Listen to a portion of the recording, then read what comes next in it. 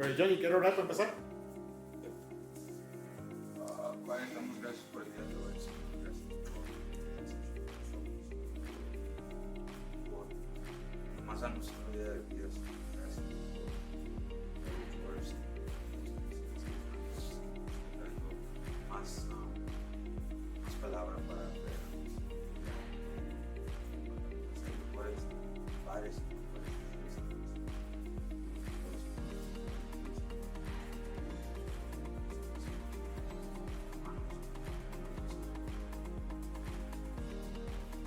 Amén.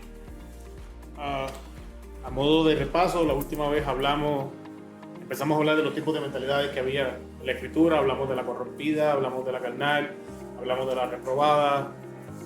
Falta una.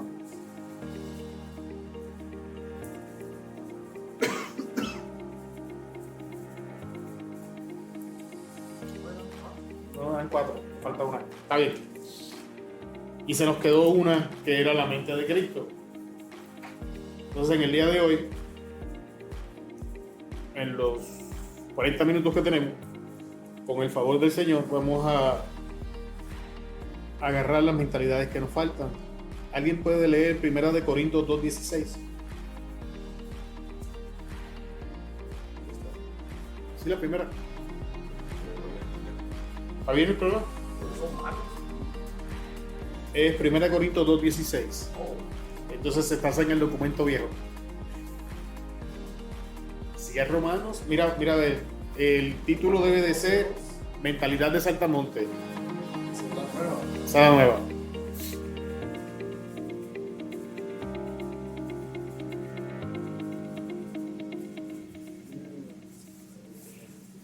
Que deja ver si te puedo mandar el link rapidito. Sí, ya lo agarré.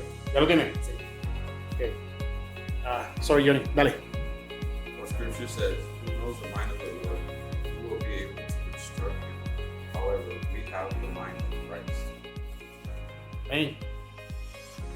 Y esa es la versión Dios habla hoy.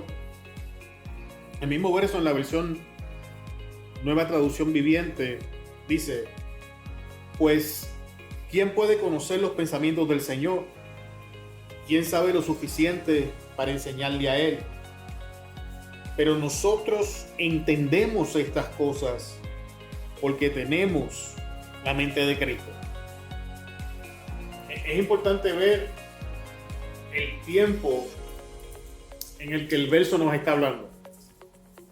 El verso no dice que vas a tener la mente de Cristo en algún momento. El verso no dice que tuviste la mente de Cristo en un momento dado. El verso te dice, como dicen ustedes, que ahorita mismo tú tienes la mente de Cristo. Y ahora se pone un poco complicado, porque entonces la vez pasada hablamos de todas estas mentalidades, y todas estas mentalidades o algunas de estas mentalidades cohabitan en un mismo cerebro, cohabitan en una sola cabeza. Es por eso que a veces podemos pensar corrompido y de momento recuperar y, Señor, perdóname. Nos mandamos a pensamientos de ira o a pensamientos vergonzosos, porque estas mentalidades están batallando constantemente por nuestra mente. Pero es importante entender que tenemos la mente de Cristo y que lo que nosotros entendemos de la Escritura lo entendemos gracias a que tenemos la mente de Cristo, porque eso es lo que está diciendo el verso. Pero nosotros entendemos estas cosas. ¿Qué cosas? Las Escrituras. De eso están hablando. Si tú lees más arriba, dice: ¿quién puede conocer los pensamientos del Señor? ¿Quién sabe lo suficiente para enseñarle a Él? Entonces le está haciendo una pregunta y lo que sigue abajo es la contestación. Pero nosotros entendemos estas cosas porque tenemos la mente de Cristo. Pregunta yo. ¿Lo entiendes? Sí. O sea que cuando nosotros comenzamos a entender la Escritura, es gracias al desarrollo de la mente de Cristo en nosotros. O sea que mientras más de la Escritura nosotros entendemos, más se desarrolla esta mentalidad. Y mientras más entendamos de la palabra, más comenzamos a pensar como Él. Y si comenzamos a pensar como Él, comenzamos a tomar decisiones como Él y eventualmente comenzamos a actuar como Él, que de hecho esa es la meta de la vida cristiana, que nos parezcamos más a Él y menos a nosotros. Pero eso comienza en la mente. Pues recuerdan que en la última clase estábamos hablando que el enemigo sabe que quien gana el conflicto en nuestra cabeza controla nuestra vida. Así que esa es toda la pelea. Porque más adelante vamos a profundizar en esto. Pero nosotros tenemos la capacidad de controlar lo que pensamos. Y si no ejercemos autoridad sobre lo que estamos pensando, entonces lo que estamos pensando va a ejercer autoridad sobre nosotros. Ahora mira lo que dice Isaías 58, versículo 8 y 9. Jerry, ¿lo puedes leer, por favor? Porque mis pensamientos no son vuestros pensamientos, ni vuestros caminos mis caminos, dijo Jehová. Como son más altos los cielos que la tierra, así son mis caminos más altos que vuestros caminos, y mis pensamientos más que vuestros pensamientos. Amén. ¿Qué nos está diciendo Dios? Que como Él piensa, no es como nosotros pensamos. Y que la manera en que Él piensa es superior a la manera en la que pensamos nosotros. Y que sus pensamientos son más altos que los de nosotros, ¿verdad? Escucha. Significa que lo que nos alcanza de Dios a nosotros ha sido diluido para que lo podamos entender. Porque si nos lo dicen en el estado puro en el que acontece, no lo entendemos. ¿Cuántas veces has tratado de explicarle algo a tu niño? Y ahí tienes que bajar el idioma para que él entienda lo que le estás diciendo. Y es importante que entendamos que el Espíritu Santo hace lo mismo con nosotros. Por eso era que Jesús, una de las razones por las que Jesús hablaba con parábolas, era que Él tomaba cosas cotidianas del día a día para ilustrar realidades del reino de los cielos. Si tú te das cuenta, casi todas las parábolas comienzan porque el reino de los cielos es semejante a, o el reino de los cielos es como. Y si vas a las parábolas, casi todas tienen esta apertura. Y la razón para eso es que Cristo está tomando algo superior y lo está poniendo en un idioma que nosotros podemos entender. ¿Me sigues? Entonces, este verso realmente complementa lo que Pablo nos está diciendo en Corintios.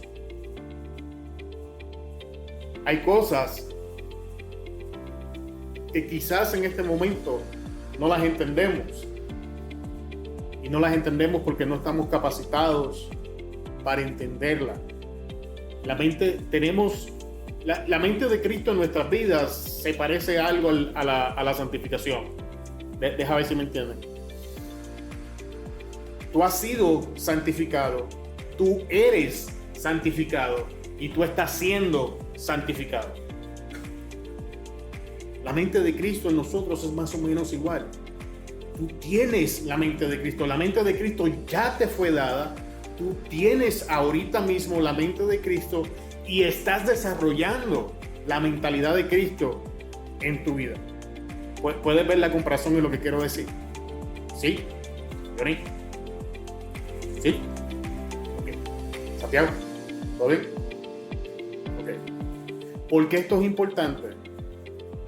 Pues una de las cosas que vamos a estar viendo más adelante es comparación. Si tú quieres asesinar algo, empieza a comparar. Si tú quieres perder, el agradecimiento y la apreciación por algo que Dios te ha dado, comienza a compararlo con otra cosa. Y vas a ver, por ejemplo, yo comparar mi casa con la de Jerry, comparar mi carro con tu Durango. No. Y es una trampa en la que caemos. La trampa de la comparación es mortal. Comenzamos a comparar nuestros matrimonios con el matrimonio de otro, nuestras vidas con la vida de otro, nuestro conocimiento bíblico con el conocimiento de otro. Y eso es un peligro para nuestro crecimiento, porque la comparación siempre te va a llevar a estancamiento. Punto. Tan pronto tú comienzas a comparar tu matrimonio con otro, solamente tienes una de dos conclusiones, y ambas te van a llevar a estancamiento. Una, te vas a sentir inferior, porque aparentemente ese otro matrimonio es lo mejor de lo mejor de lo mejor. Los pedos huelen a rosa y todo está bien. Entonces, cuando tú vas a tu vida y eres honesto, te das cuenta que los de tu casa no huelen a rosa, apestan. Y eso trae problemas a la casa. Pero lo opuesto también es cierto. Probablemente cuando mires ese matrimonio, sientas que el tuyo es superior. Y eso también te lleva a estancamiento. Porque le abre las puertas al orgullo, a la arrogancia, al sentido de superioridad. Y eso nos ciega a la realidad y nos quita la oportunidad de continuar madurando, de continuar creciendo. Y todas estas cosas están asociadas a la mente de Cristo. ¿Por qué? En la mente de Cristo no hay envidia. En la mente de Cristo no hay orgullo, no hay arrogancia, no hay altivez, no hay sensación de superioridad. Todas esas cosas están ligadas a la mente de Cristo. Así que en el momento que nos encontramos lidiando con estas cosas, sabemos que tenemos que desarrollar esta mentalidad para poder contrarrestar estas otras cosas. ¿Me están entendiendo? Ahora, en el día de hoy, me gustaría hablar de las últimas dos mentalidades. Y básicamente son la contraparte de la otra. Una de estas mentalidades nos va a impedir entrar a la promesa que Dios nos ha dado. La otra de estas mentalidades nos va a llevar a arrebatarle la promesa al diablo de ser necesario. Así que la primera mentalidad es la mentalidad de langosta o la mentalidad de saltamonte. Yo no sé ustedes, cuando yo era joven, quizás Jerry, que es contemporáneo, y el hermano Santiago, se acuerden de un show que se llamaba Kung Fu. Era un señor pelón, y al discípulo le decía mis pequeños saltamontes. Vamos, ¿sí? Ok. No, pues, sí, no. Siempre que lo leo me acuerdo de él. Sí.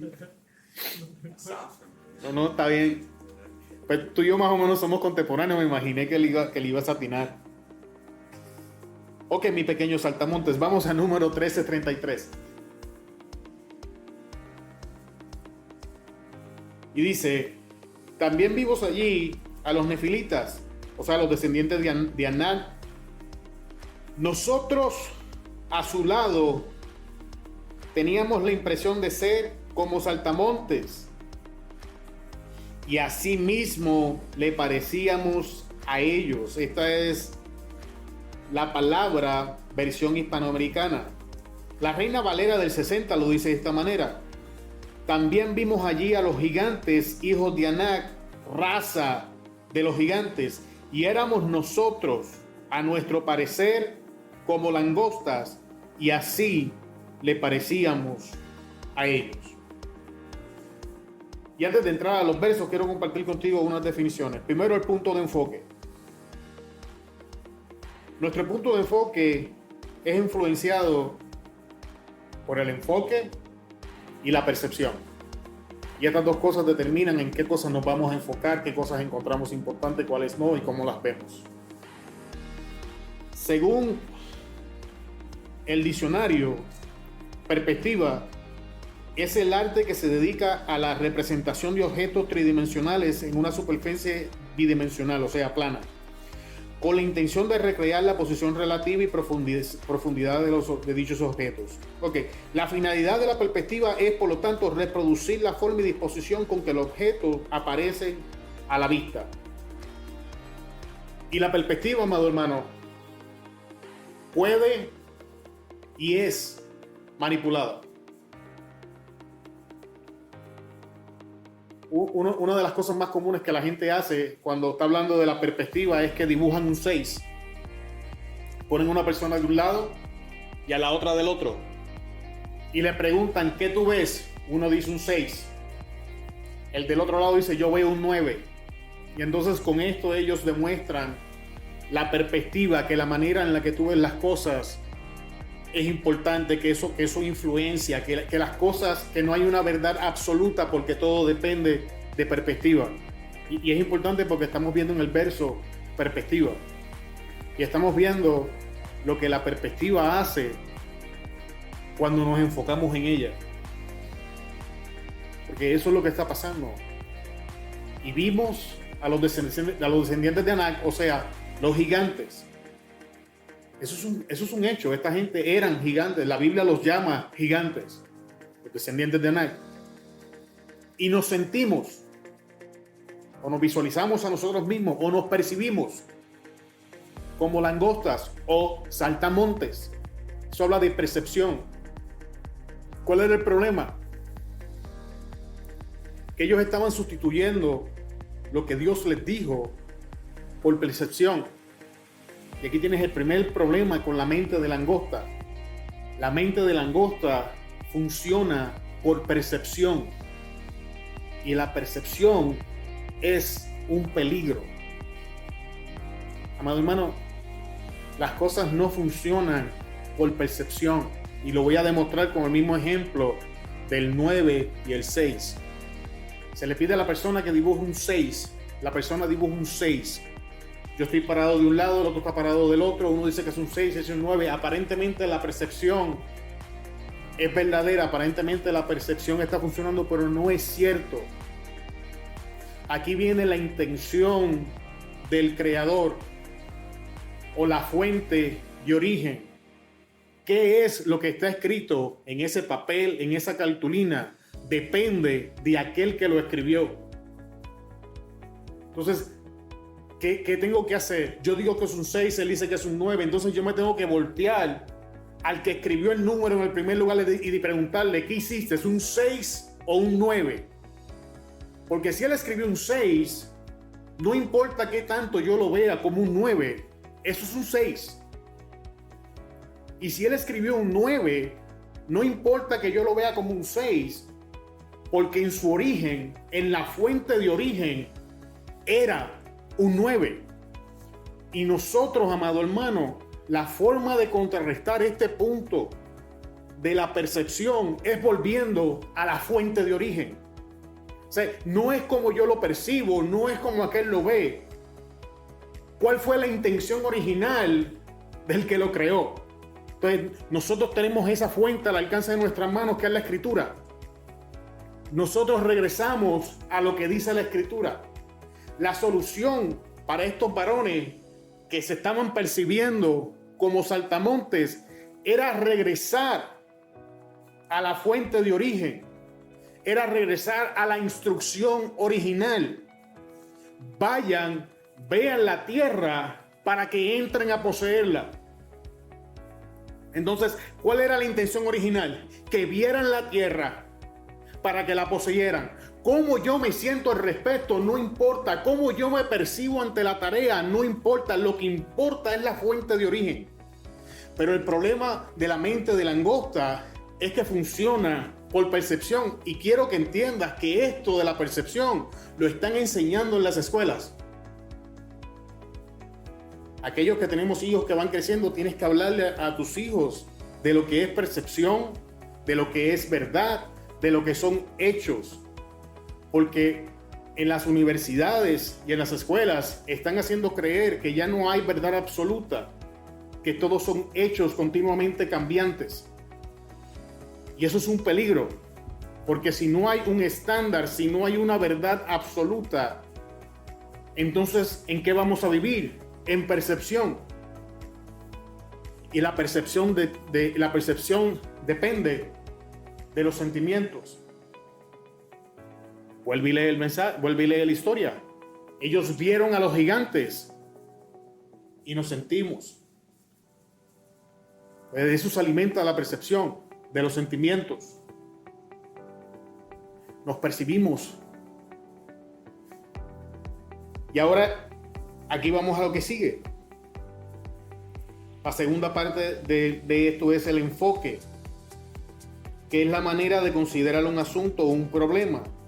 Y enfocar es dirigir la atención o el interés hacia un determinado asunto o problema.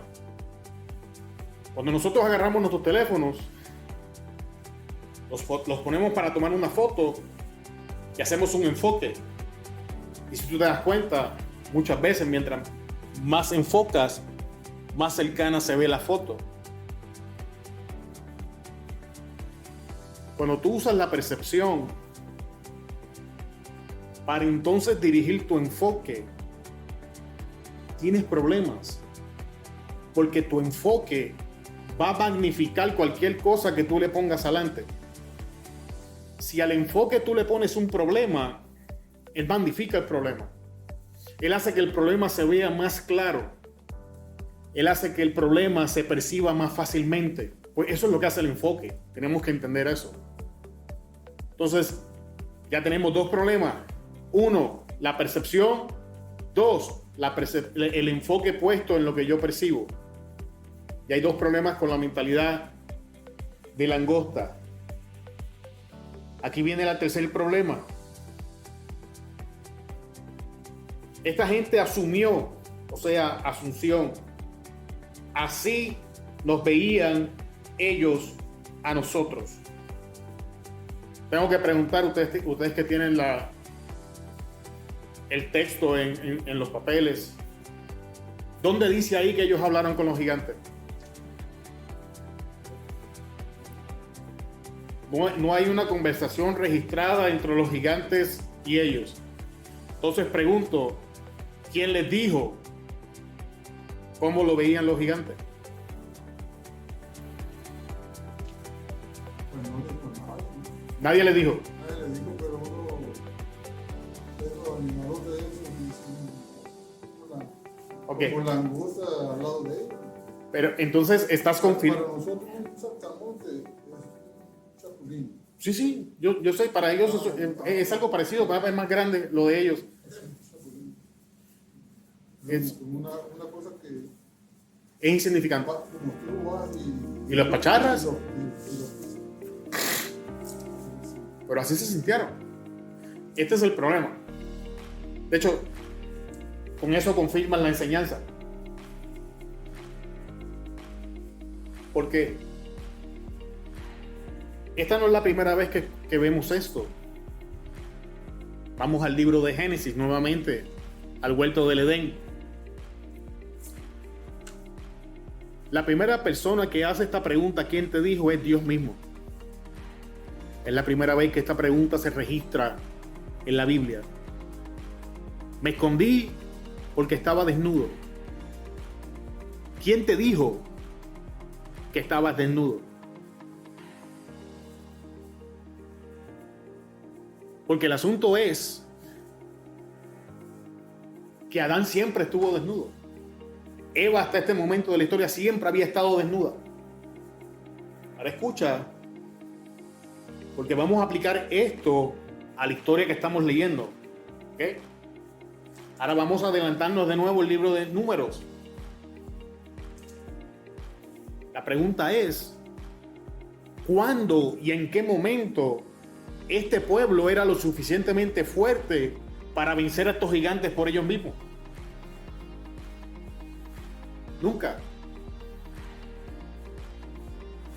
Al igual que Adán nunca estuvo vestido antes, ni ellos ni nosotros tenemos la capacidad de conquistar la promesa por nosotros mismos. Lo que nos lleva a la pregunta, ¿Quién te dijo?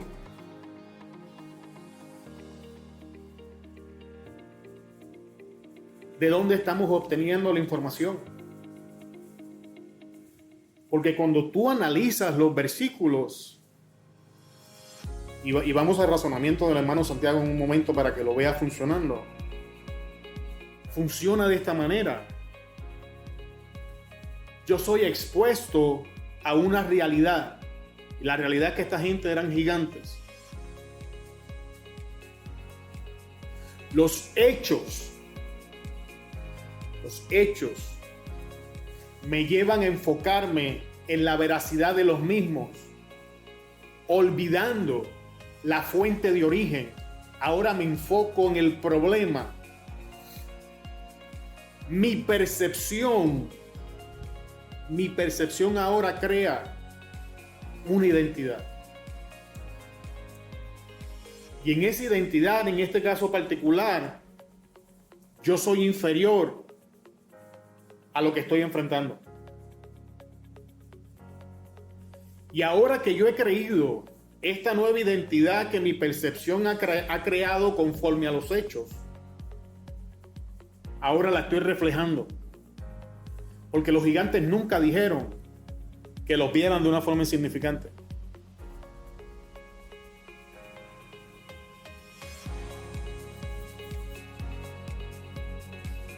¿Qué? Vamos a llevar esto al día a día.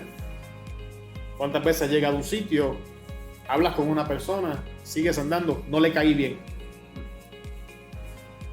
La persona no dijo ni malo ni bueno, pero tú te fuiste pensando que no le caíste bien.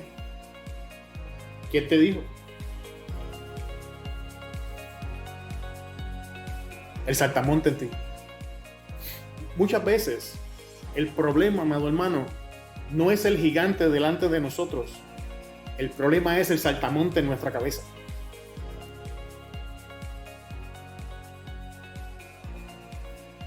Porque olvidamos entonces la verdad de la Escritura y comenzamos a creer los hechos. Y los hechos son realidad, pero no son la verdad. Los hechos no cambian la verdad, pero yo te aseguro que la verdad va a cambiar los hechos. Pero el saltamonte en nosotros nos dice que no. El saltamonte en nosotros nos lleva a creernos lo que los hechos dicen por encima de lo que la Escritura dice. Porque acuérdate que el saltamonte en nosotros opera por los sentimientos. Como decía el hermano Santiago, lo veo y me siento. No estoy diciendo que el peligro no es real. No estoy diciendo que los hechos son ficticios, pues si fueran ficticios no fueran hechos. No es eso a lo que me refiero. La pregunta es la fuente de origen. ¿Qué dice?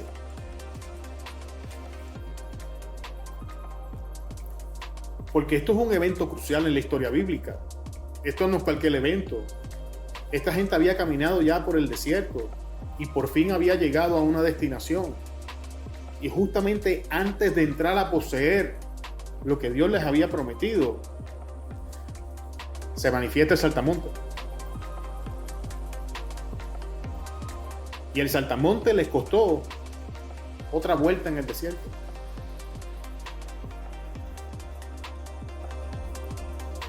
¿Estás entendiendo? Y tienes que entender que si Dios los había llevado hasta allí, a ver cómo asimilas esto, es porque ya ellos estaban listos para poseer la promesa. Lo único que les impidió poseer la promesa para la que ellos estaban listos a recibir fue el saltamonte en su cabeza.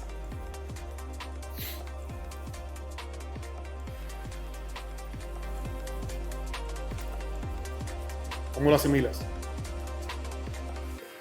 Entonces, tenemos que ser honestos de que hay promesas en nuestra vida que no hemos poseído, no porque no estuviésemos listos, porque si Dios nos expuso ante ellas es porque estábamos listos, es porque operamos en el saltamonte.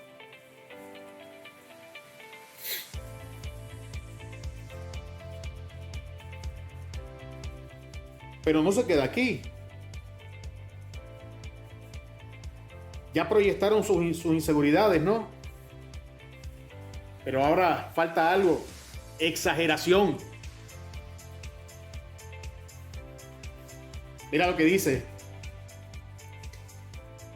Y hablaron mal entre los hijos de Israel de la tierra que habían reconocido, diciendo: la tierra por donde pasamos para reconocerla es tierra que traga a sus moradores, y todo el pueblo que vimos en medio de ella son hombres de grande estatura. Y aunque no está en el papel, puedes ir más tarde a Números 13 y te vas a dar cuenta que ellos trajeron del fruto de la tierra. Y que en un punto dado de la conversación dicen: oye, pues esto es importante, la tierra es todo lo que Dios dijo que era. En la tierra fluye leche y miel.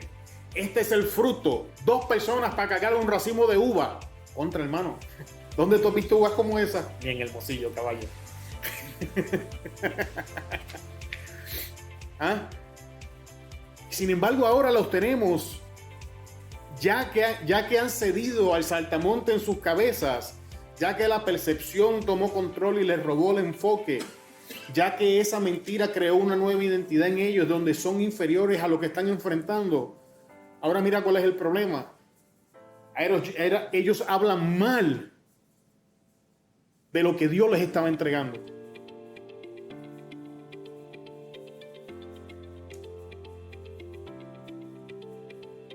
Ahora le encuentran defectos a la herencia que Dios les había prometido.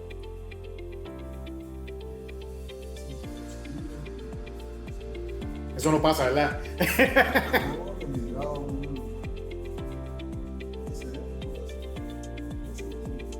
De hecho, el pueblo, con excepción de Josué y Caleb. ¿Sabes qué pasa, mi hermano? El pecado es infeccioso. La santidad es intencional. Tú puedes andar de caminarle a alguien, al lado de alguien que camina con santidad, en integridad, y eso no se te va a pegar, a menos que seas intencional. Pero el pecado, hermano, es infeccioso. Tú te rodeas mucho rato con gente que dice malas palabras, y cuando vienes a ver en tu casa te das un golpe en el dedo gordo y lo que te salen son muletas, ajos y toños.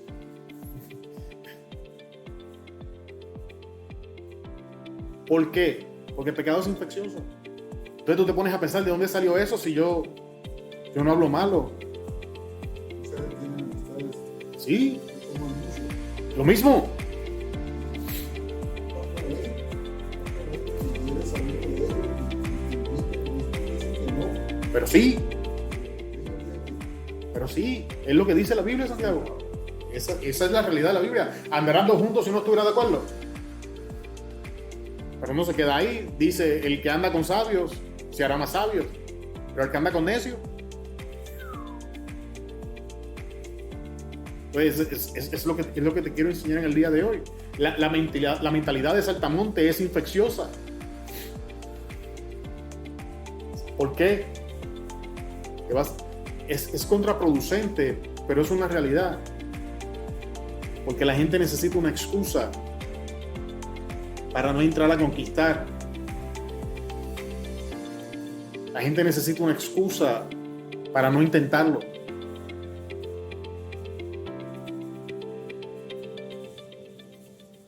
Y la mentalidad de saltamontes no le da una excusa, le da hechos.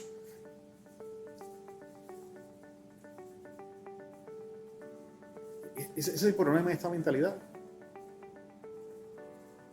Eran 12 que entraron, 10 ya venían con esta mentalidad. Y se esparció por el pueblo como un virus. ¿Qué costó? ¿Qué hubiera pasado si Caleb y el otro también que No, pues no sé qué historia estuviéramos leyendo, amado hermano. No, pues.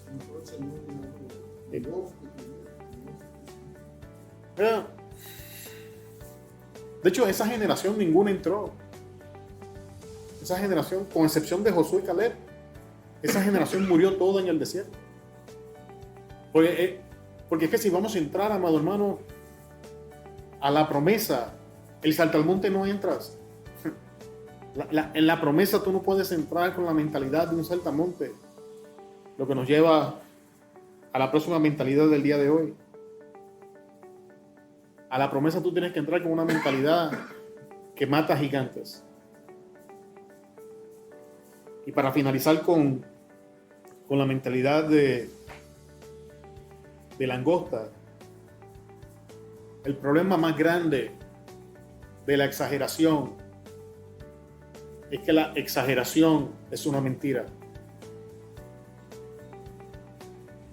Cada vez que exageramos algo, varones de Dios, estamos mintiendo. ¿Qué es la exageración? Es una alteración a la historia o a los hechos para verlo, para que se vean más impactantes de lo que ya eran. Eso es exagerar. ¿Qué es una mentira?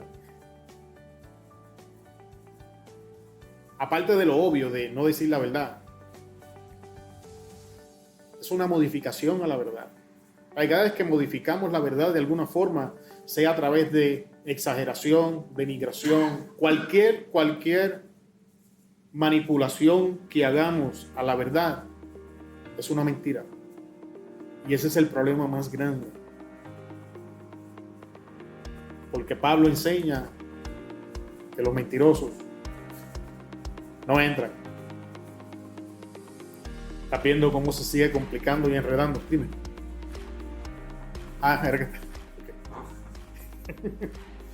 Ahora vamos a la próxima mentalidad. Vamos a ver otro hombre que enfrenta a un gigante. Sabemos la historia, es David. Y en el día de hoy quiero compartir contigo la mentalidad que David está mostrando en la historia que lo lleva a matar al gigante. Primera de Samuel 17:45, la Reina Valera del 60 dice: entonces dijo David al filisteo: tú vienes a mí con espada y lanza y jabalina. Eso es percepción. Eso es percepción. David está analizando los hechos. No es que haya un problema con la percepción. Tienes que entender esto. Pues siempre vas a tener una percepción. La percepción siempre va a llegar, siempre va a ser la entrada. Los hechos no se pueden negar, porque la fe no niega los hechos. Vamos a esto claro. Así que la descripción de David me dice que David entendía la situación. David estaba viendo las cosas como eran. David estaba viendo el gigante delante de él. David estaba viendo que ese gigante venía en contra de él. O sea, David entendía la posición, sabía que estaba en un conflicto bélico. David no estaba en el lugar equivocado en el momento equivocado. David estaba allí porque él quería. ¿Okay? Y él entendía la situación. Porque tienes que entender que si tú vas a enfrentar al gigante, tú tienes que entender lo que está pasando. Tú no puedes entrar a enfrentar a un gigante si tú no sabes qué hora es, si tú no sabes lo que está pasando, si tú no sabes cuál es el problema, si tú no sabes cuál es la situación, si no tienes una percepción clara de lo que está aconteciendo. No te metas. No te metas, porque no hay manera en que tú salgas bien de eso. Aquí lo estamos viendo. David está y reconoce y está describiendo en palabras lo que él está viendo. Pero aquí es donde viene la diferencia del saltamonte en nosotros al matador de gigantes en nosotros. Mira lo que le dice después: mas yo vengo a ti en el nombre de Jehová de los ejércitos, el Dios de los escuadrones de Israel, a quien tú has provocado. David toma el conflicto que está frente a sus ojos y lo pone en la perspectiva correcta. David le dice a Goliat: tú vienes contra mí. Y yo entiendo y yo reconozco que eres un gigante, que eres un hombre de guerra. Porque el David tiene toda esta información. Si tú lees a la historia, Saúl le deja saber a David quién es Goliat.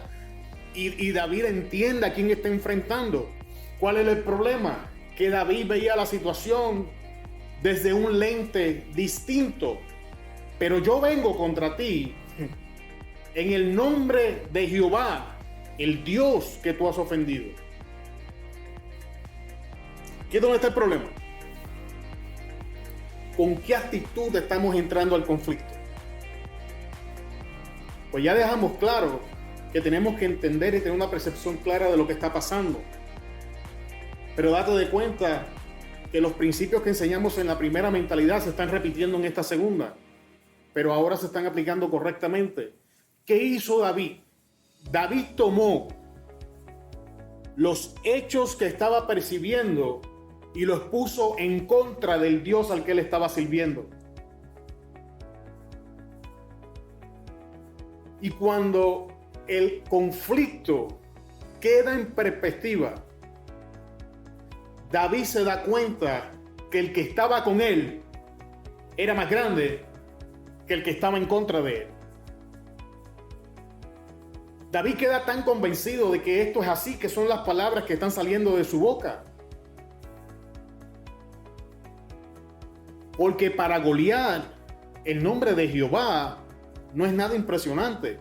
Acuérdense que Goliat adoraba a otros dioses. Así que el nombre de Jehová Dios para Goliat es un nombre más del montón, no es nada especial. Pero cuando David hace esto, David está matando, como decimos en Puerto Rico, 2 pájaros de un tiro. Porque está poniendo el problema físico en perspectiva a la misma vez que el problema espiritual. ¿Qué? Porque en el momento que él incluye a Jehová Dios, estamos entrando al área espiritual. Y entonces lo que acontece en el área espiritual comienza a cambiar el área natural. Entonces, ¿cómo estamos entrando nosotros al conflicto? Entendemos el conflicto, entendemos la naturaleza del conflicto, porque los conflictos tienen naturaleza y no es la primera vez que lo vemos. Volvemos al libro de Génesis. Aquel conflicto en Génesis, aunque estaba pasando en lo natural, en el mundo que nos rodea, en el huerto del Edén, el origen del conflicto era espiritual. Cuando tú lees la historia te das cuenta que Satanás se levanta en contra del hombre porque ya había sido lanzado del cielo. Desde el inicio el conflicto fue espiritual y no cambia para nosotros en el día de hoy. Todo conflicto que nosotros enfrentamos tiene 2 naturalezas, tiene la perspectiva de donde nosotros lo vemos y tiene un origen espiritual. Y si no ponemos en perspectiva estas 2 cosas, fracasamos en el conflicto. Fue lo que pasó en Números. Fracasaron en poner junto 2 más 2. Pero una mentalidad que mata gigantes pone estas cosas juntas. Tu razón es parte de tu adoración. Tu intelecto es parte de tu vida espiritual. Tú no puedes vivir la escritura si no la entiendes. Y si tu interpretación no está correcta, tu aplicación va a ser incorrecta. Y es lo que David nos está enseñando. Lo que le estaba dando a David, la confianza de estar allí, era el entendimiento claro del Dios que le estaba sirviendo. ¿Y de dónde David saca esta confianza? En su conversación con Samuel la tenemos. Lo que ustedes no saben, Saúl, es que cuando venía el león a atacar las ovejas, yo salía y las arrebataba de la boca. O sea, la fidelidad de Dios en los conflictos pasados le daban la confianza a David para enfrentar al gigante hoy. Entonces, en tus conflictos pasados, ¿qué has sacado de ellos? ¿Has sacado confianza o estás alimentando al saltamontes en ti? Porque si tú estás alimentando tu confianza de lo que Dios ya hizo en tu vida, te vas a dar cuenta que lo que está frente a ti no puede vencer al Dios que te ha traído hasta aquí. Porque el Dios que te trajo hasta aquí es el mismo Dios que te va a llevar hasta allá. Dios no cambia. Hablando Dios de Él mismo, Él no cambia. En Él no hay sombra de variación. Dios no dice que sí hoy para decir que no mañana. O sea, si Dios dijo una cosa, tú puedes contar que esa es la cosa. O sea que el Dios que te trajo desde aquí, el Dios que te sacó de allá, es el Dios que te va a introducir acá. Y el gigante en el medio no hace diferencia. David entendía esto. Vamos a seguir. Ok, ya hablé parte de esto, vamos a leer la escritura. Confianza en el lugar correcto. Jehová te entregará hoy en mi mano y yo te venceré y te cortaré la cabeza y daré hoy los cuerpos de los filisteos a las aves del cielo y las bestias de la tierra, y toda la tierra sabrá que hay Dios en Israel, y sabrá toda esta congregación que Jehová nos salva con espada y con lanza, porque de Jehová es la batalla y Él los entregará en nuestras manos.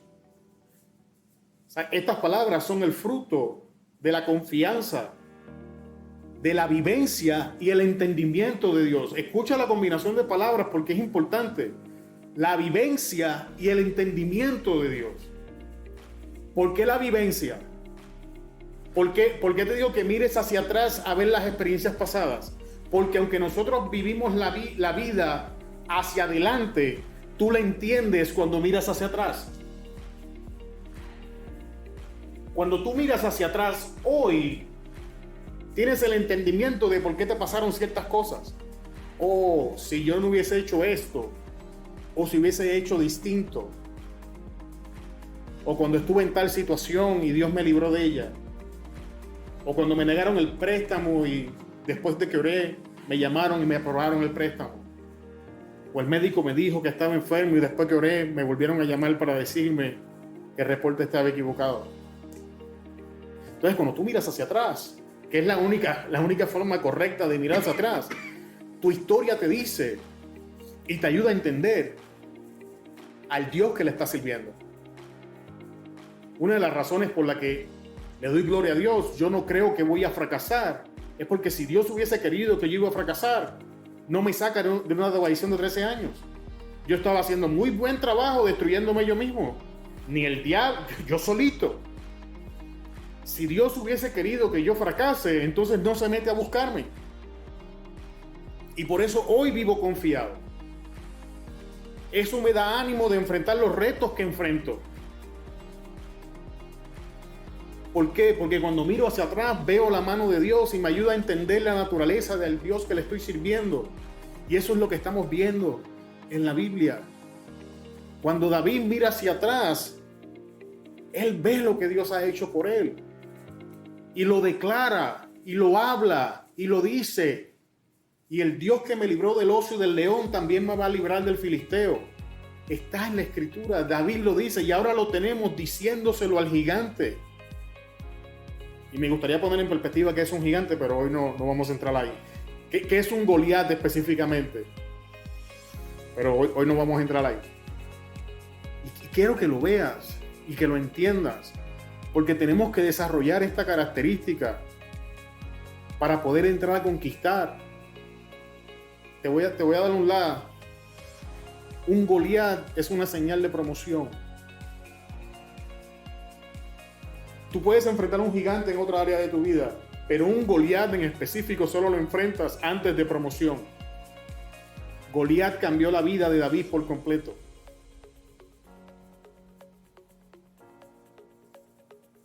Sin la victoria de Goliat, no conociéramos al David que conocemos.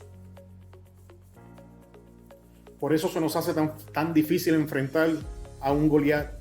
Y por eso es importante entender esta mentalidad, porque Goliat, la victoria ante Goliat va a cambiar nuestra vida.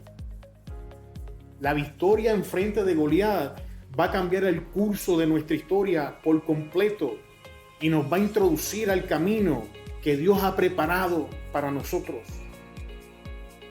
Recuerden que David cargaba la unción para ser el próximo rey, pero nadie lo conocía.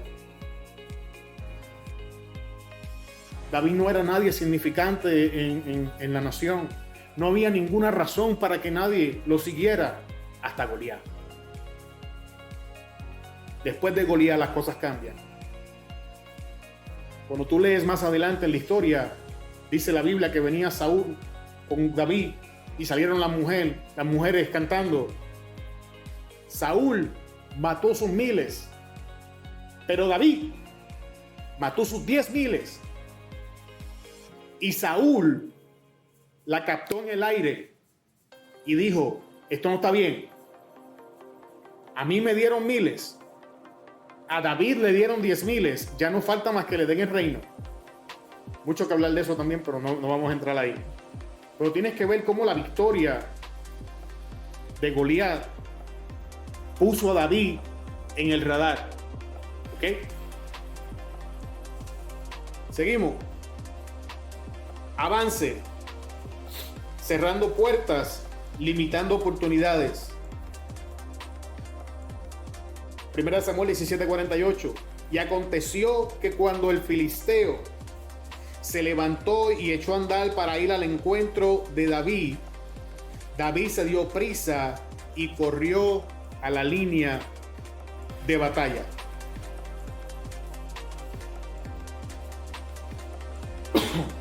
¿Qué hizo David? David le cortó la oportunidad a Goliat de atacar primero.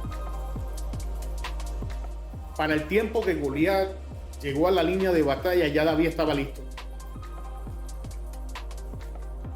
El apóstol Pablo nos habla de esto, si no me equivoco, en la epístola a los Efesios. No ignoremos pues sus maquinaciones, para que nuestro enemigo no tome ventaja sobre nosotros, pues no ignoramos sus maquinaciones. David no ignoró el mecanismo de Goliat y no le permitió a Goliat tomar una posición ventajosa sobre él. Sabes que hay peleas que una vez que estamos en una posición mala son difíciles de darle un giro. Y que muchas de nuestras batallas han sido tan intensas porque no nos hemos posicionado primero en la línea de batalla. Y entonces estamos viviendo en lo que yo le llamo el principio de acción y reacción. ¿Qué es eso? Ok, acción y reacción es muy sencillo. Algo pasa y yo reacciono. Y vivimos la vida cristiana de esa manera, de acción y reacción. Viene la prueba y entonces yo empiezo a hacer los preparativos para pelear. Y ahora la batalla y el conflicto es difícil, porque en lo que yo me preparo, la prueba toma camino, toma campo en mi vida. Y ahora es difícil porque tengo que prepararme, defenderme y atacar al mismo tiempo. ¿Me sigues? Sin embargo, la Biblia nos enseña a vivir la vida desde un lado preventivo, tanto en el Antiguo como en el Nuevo Testamento.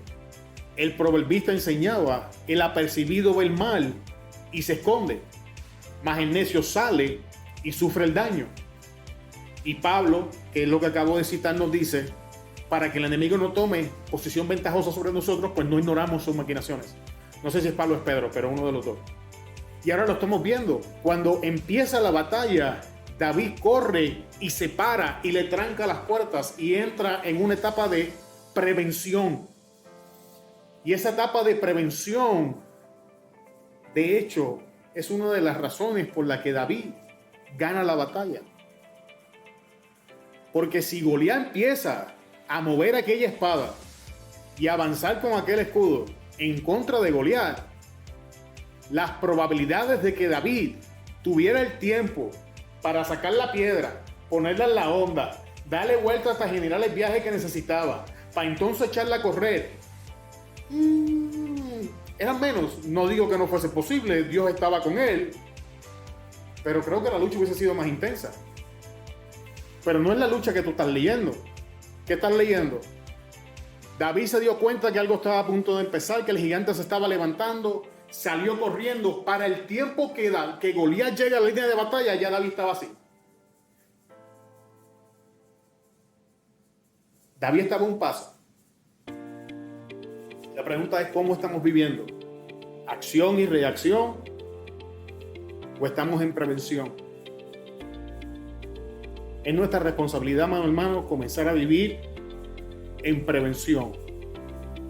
Esa es la manera en la que el Señor quiere que vivamos.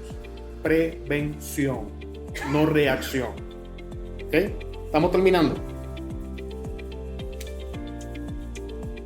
Haciendo uso de lo que tenemos. Y metiendo David su mano en la bolsa, tomó allí una piedra y la tiró con la honda e hirió al filisteo en la frente, y la piedra quedó clavada en la frente y cayó sobre su rostro. Amado hermano, escuche. Cuando usted entra a un conflicto, no es el tiempo de comenzar a aplicar cosas nuevas. Ese no es el momento. Ya estamos en el medio del conflicto, ya estamos en el medio de la prueba. No estamos para empezar a experimentar. Las pruebas no son para experimentar. Las pruebas están diseñadas para que nosotros apliquemos lo que ya sabemos de Dios que funciona. Cuando tú lees la escritura, David tratando de darle lanza y darle espada ¿y qué le dijo David? ¿Sabes qué? Yo no sé usar esto. Escucha, David tuvo la humildad suficiente para probarlas, pero tuvo el carácter suficiente para dejarle saber: muchas gracias, no funciona para mí. Una mente matadora de gigantes necesita estas cualidades.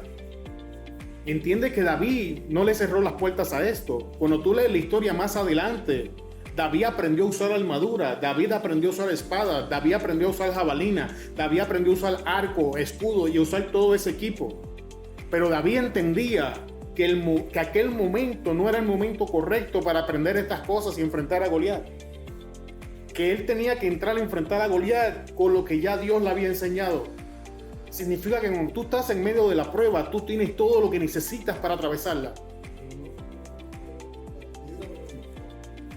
No, ahí vamos ahora. La piedra lo dejó atarantado. Pero ¿me sigues por donde voy? Entonces, cuando tú entras al conflicto, no pienses ni caigas en la trampa de que necesitas revelación nueva para superarlo. El conocimiento que tú tienes para enfrentar la batalla que estás enfrentando es el que necesitas. Eso es lo que nos enseña. La diferencia es que una mente de langosta se enfoca en el lado correcto y una mente matadora de gigante hace uso de lo que ya sabe. Bien. Amado hermano, es que estoy tratando de ir rapidito. Escucha, no te llenes de información. Haz uso de la revelación. Una persona con mucha información y sin revelación no va a hacer nada. No cumple nada. Se escucha bonito, cuando habla impresiona, hasta puede pasar por escucharse como sabiduría, pero cuando tú miras su vida práctica, el fruto habla por sí mismo. Pero te puedes encontrar con personas que no hablan tan lindo, no tienen tanta profundidad bíblica, pero a Goliat que se le para de frente, Goliat que le arranca en la cabeza. De esa es la gente que tú quieres aprender. Dentro de la iglesia tenemos mucha gente informada. Gente con información que no está usando. Necesitamos tomar lo que Dios ya nos ha enseñado y llevarlo al campo de batalla. Y que esa información se convierta en revelación y vida práctica, porque eso es lo que da la victoria.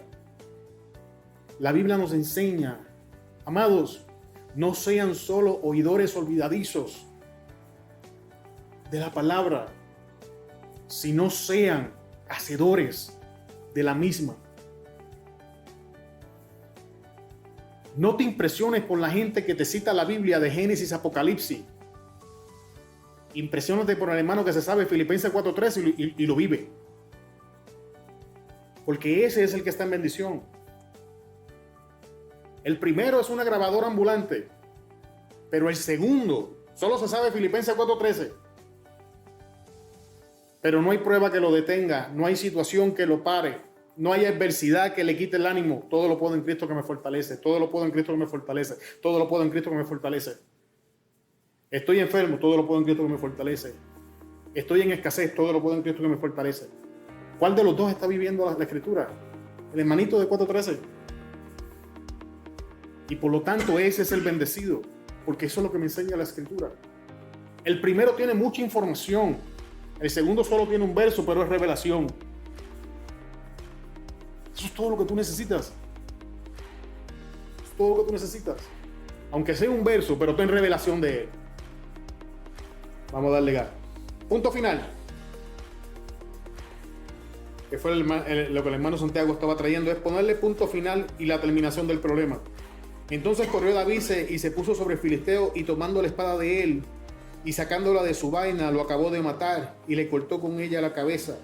Cuando los filisteos vieron a su paladín muerto, huyeron. Amado hermano,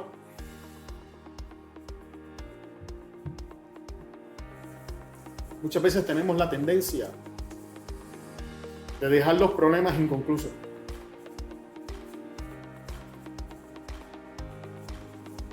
La piedra no va a matar al gigante. Tú tienes que matar al gigante. Dios va a poner la situación en el lugar en el que tiene que estar, porque sabemos que quien tiró la piedra para que le metieran donde le metió y Goliat cayera con la intensidad que era necesaria, eso fue Dios. Pero Dios le dejó la responsabilidad de acabar al gigante a David. Pero aquí está mi pregunta. David no tenía espada. ¿De dónde saca la espada? ¿De quién? Del problema. O sea que el problema que tú estás enfrentando tiene lo que tú necesitas para ponerle el punto final.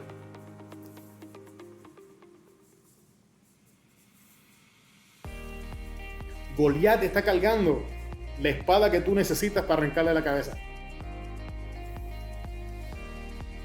Ese Goliat que estás enfrentando te va a dar las herramientas que tú necesitas para ponerle punto final. No le agarres pena al problema. Problema que dejemos inconcluso es problema que se va a voltear a mordernos. Por eso hay gente que deja los problemas sin resolver, los tira debajo de la alfombra y más adelante están repitiendo el mismo ciclo. Si vas a trancar una puerta, tráncala. Y si me equivoco, pues aprendemos en el camino, pero tráncala. O está abierta o está cerrada. Ponle punto final a las situaciones.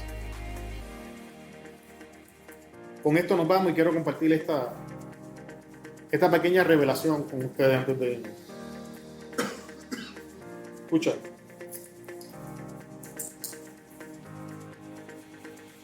Moisés ora por el pueblo que Dios no lo mate, ¿cierto? Y sabemos que Dios no lo mata, ¿verdad? ¿Quién le costó la entrada a Moisés a Canaán? El pueblo. Hay gente, hay cosas que Dios quiere sacar de nuestra vida porque Dios sabe que nos van a impedir entrar a la tierra prometida. Pero como nos enseñaron que esa oración es espiritual, la estamos repitiendo. Si Dios lo quiere sacar, que lo saque, ponle punto final. Porque esa misma gente le costó a Moisés entrar. En la segunda oración, date de cuenta que Dios se molestó. Y Dios le dijo, no los voy a matar, pero no van a entrar. Porque desde el principio Dios sabía que no iban a entrar. Ni entraron ellos, ni dejaron a Moisés que entrara. Mediten eso. Ponle punto final a la situación. Ni un día más. En el momento que esté la oportunidad para ponerle punto final, tú ponle punto final. Yo hace rato dejé de vivir y si me equivoco ya no me importa. Si me equivoco aprendo y sigo para adelante. Y Dios me ha bendecido. Que meto las patas hasta el cuello. Pero Dios es fiel y me saca. Y aprendo. Pero me niego, amado hermano. Me niego a que mi bendición, a que mis promesas, a lo que Dios ha determinado que es mío no me alcance por estar relacionándome con personas, cosas y situaciones que Dios determinó sacar de mi vida. Ponte arriba del gigante y córtale la cabeza. Dios te bendiga, hombre de Dios. Ya terminamos.